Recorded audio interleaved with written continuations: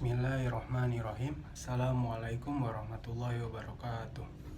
Alhamdulillahirabbil alamin wa bihi nasta'in ala umuri dunya waddin. Wassalatu wassalamu ala asyrafil anbiya'i wal mursalin wa ala alihi washabihi ajmain. Amma ba'du.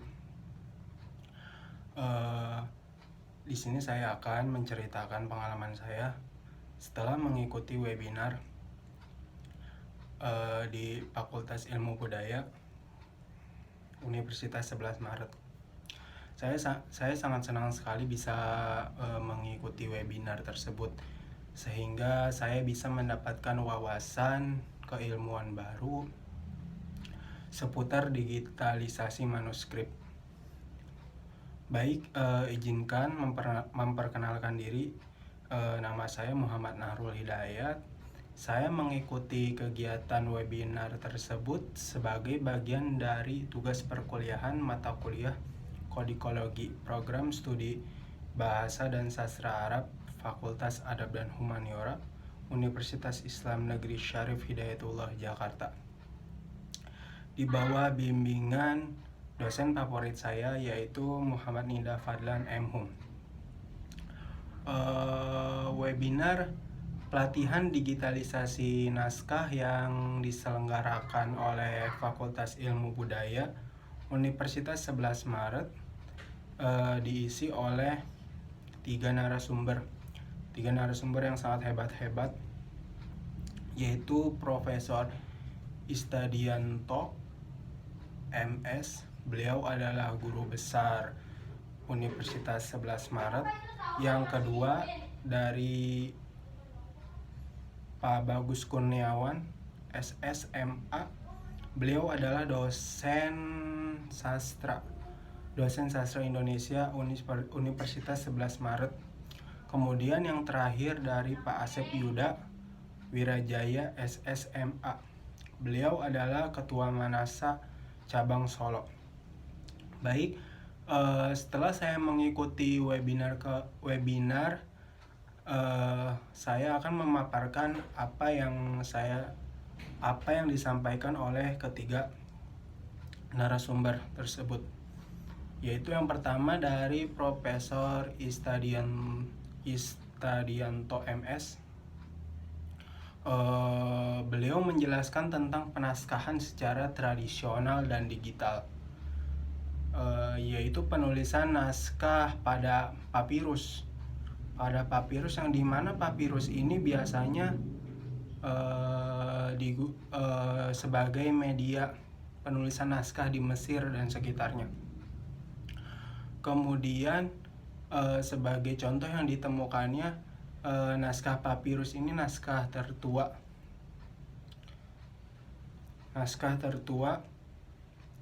yang dimana ditemukan sekitar 1500 tahun dengan tulisan mengacu pada kisah Alkitab tentang perjamuan terakhir. Tanaman papirus di Mesir adalah sejenis tanaman cairan yang diketahui sebagai bahan kepada pembuat kertas pada zaman kuno tersebut. Kemudian naskah lontar. Mungkin ini sudah tidak asing lagi bagi kita, ya kan. Naskah lontar ini adalah teks yang ditulis pada lontar. Tanaman lontar pada umumnya banyak tumbuh di daerah pegunungan di atas 500 meter permukaan laut sekitar India dan Sri Lanka. Sebagai contoh, di Surabaya, Jawa Timur itu terdapat Al-Quran yang dari lontar. Ukuran panjangnya sekitar 500 cm dan lebar 40 cm. Di mana Profesor Istadianto pun menjelaskan selanjutnya itu naskah daluang. Naskah daluang dalam bahasa Jawa, daluang bisa menjadi sebuah kertas yang digunakan pada masyarakat Indonesia, khususnya di Pulau Jawa, yang berkembang pesat pada periode sejarah Islam, yang dimana memang naskah kertas deluang ini tumbuhan yang sangat berguna bagi bangsa Indonesia. Profesor Istadianto pun menjelaskan sebuah microfiche reader, yang dimana di sini alat yang sebagai pembaca teks atau naskah yang sudah kuno. Jadi dengan alat ini bisa dibaca kembali tulisan kuno tersebut, seperti yang pada contoh teks proklamasi. Nah, dengan alat ini kita bisa melihat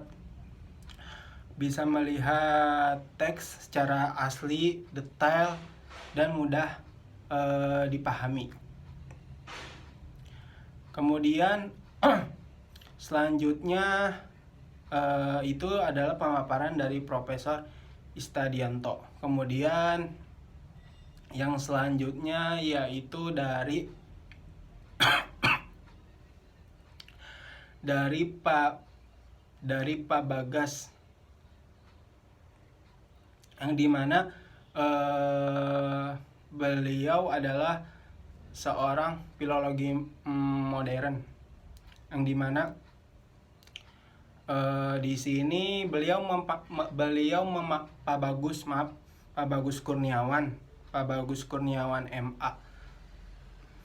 Beliau adalah salah satu dosen sastra Indonesia Universitas 11 Maret. Beliau memaparkan tentang menuju filologi modern, yang dimana beliau menjelaskan dan menyebutkan bahwa filologi itu dianggap sebagai ilmu antiquarian, klasik, terus monoton, dan lain sebagainya. Kemudian selain harus ahli sastra, seorang filolog juga harus dituntut sebagai ahli bahasa. Filologi sebelum masuk di era digital sangat mustahil berkembang di era pandemi sekarang tersebut. Kemudian digitalisasi naskah adalah pintu masuk menuju filologi modern, yang dimana agar studi ini bisa lebih berkembang, minimal sejajar perkembangannya dengan studi sastra. Nah, poin penting langkah digitalisasi naskah tidak dapat menggantikan otentitas dari naskah tersebut, tetapi membantu meningkatkan keterkesan teks. Itulah dari pemaparan Pak Bagus Kurniawan SSMA. Kemudian selanjutnya yaitu ke pemateri yang terakhir, yaitu dari Bapak Asep Yuda Wirajaya SMMA. Beliau adalah Ketua Manasa Cabang Solo. Di sini beliau memaparkan tentang sebuah naskah kuno, yang dimana memang naskah kuno ini biasanya dipandang sebelah mata. Bapak Asep Yuda di sini itu menjelaskan materi tentang manuskrip yang dimana itu bermacam-macam materinya. Contohnya yang dari Sulawesi Selatan, yang dari Sunda, yang dari Jawa. Nah, itu bermacam-macam tuh. Ada yang dari Sabang sampai Merauke. Itu manuskrip itu ratusan ribu yang kita miliki di Indonesia saat ini. Nah, di sini naskah kuno itu mempunyai tantangan, yaitu problematika yang pertama, yaitu hilangnya atau rusaknya naskah kuno akibat lapuk dimakan usia mungkin, ya kan. Terus kemudian problematika yang kedua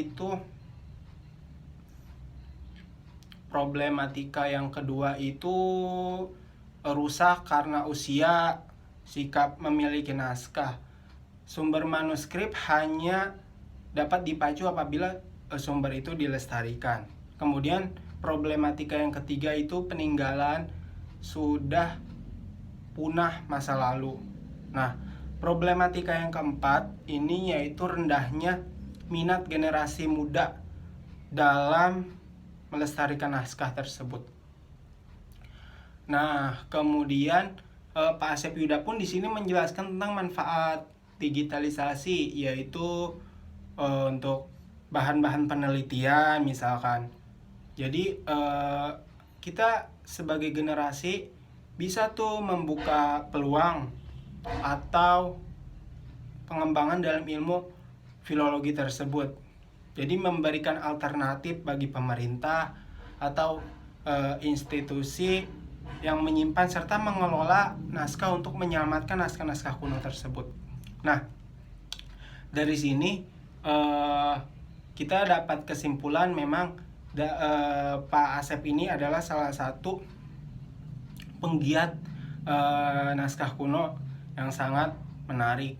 Nah, di sini Pak Asep itu membagi kepada 3 tahapan. Tahapan pertama yaitu melacak, menginventarisir naskah-naskah kuno yang tersimpan. Kemudian ada tahap yang kedua yaitu fokus pada manuskrip tersebut, jadi menjadikannya flipbook atau keepbook yang file PDF itu yang bisa agar disimpan dan bisa dilestarikan. Sekarang kan zamannya digitalisasi naskah. Kemudian pada tahap yang ketiga yaitu pemanfaatan isi manuskrip. Nah, ini untuk kepentingan apa gitu? Karya seperti contohnya yaitu contohnya pada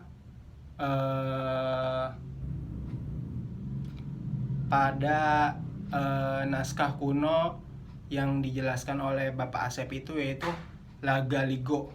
Nah, ini adalah salah satu naskah kuno yang murni milik Indonesia, yang dimana dibuat sebuah pentas drama gitu kan, yang dimana di sini untuk daya tarik minat. Nah, ini Lagaligo ini adalah cinta sebuah cinta yang tabu di antara tokoh utamanya. Maka dari itu kita sebagai penerus budaya dan kekayaan Indonesia, mari kita jaga, mari kita lestarikan bahwasanya memang Indonesia itu sangat kaya akan manuskrip di dalamnya. Baik, itulah pemaparan dari saya. Kurang lebihnya mohon maaf apabila ada salah-salah kata. Terima kasih kepada para narasumber yang telah memberikan ilmunya serta wawasan yang baru kepada saya. Memang sangat menarik. Ilmu filologi dan kodikologi ini sangat menarik. Kemudian terima kasih juga kepada Bapak Muhammad Indah Fadlan M.Hum yang telah mengenal, yang telah memberi saya ilmu dari semester 5 dan 6. Saya bisa mengetahui apa itu filologi dan kodikologi. Terima kasih, kurang lebihnya mohon maaf. Wassalamualaikum warahmatullahi wabarakatuh.